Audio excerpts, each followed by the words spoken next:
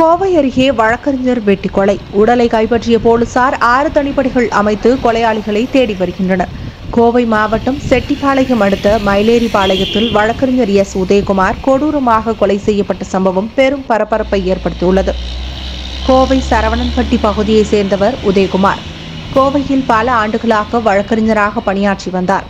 அவரது மனைவி டாக்டர் நித்யாவள்ளி கோவில்பாளையம் அருகே உள்ள ஒரு தனியார் மருத்துவமனையில் பணியாற்றி வருகிறார்.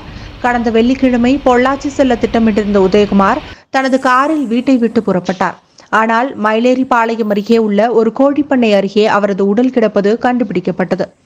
அவரது கழுத்து மற்றும் மார்பில் பல காயங்கள் இருந்தன. போலீசாரின் முதற்கட்ட விசாரணையில் அடையாளம் தெரியாத நபர்கள் காரில் வந்த உதயகுமாரை தடுத்து நிறுத்தி அவரை காரில் இருந்து இறங்க சொல்லி கோழிப்பண்ணை அருகே கொண்டு சென்று கத்தியால் சரமாரியாக வெட்டி கொலை செய்தது தெரியவந்தது.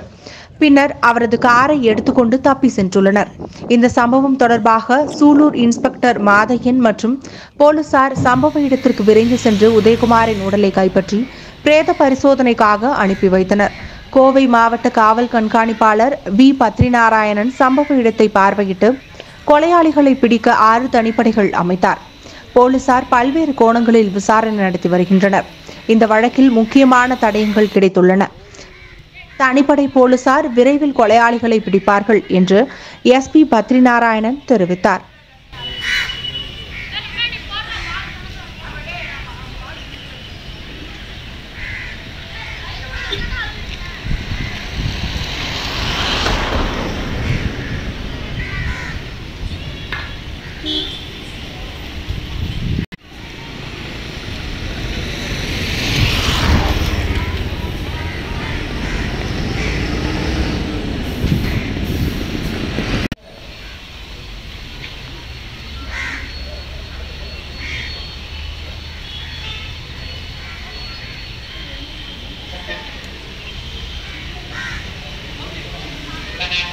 Thank you.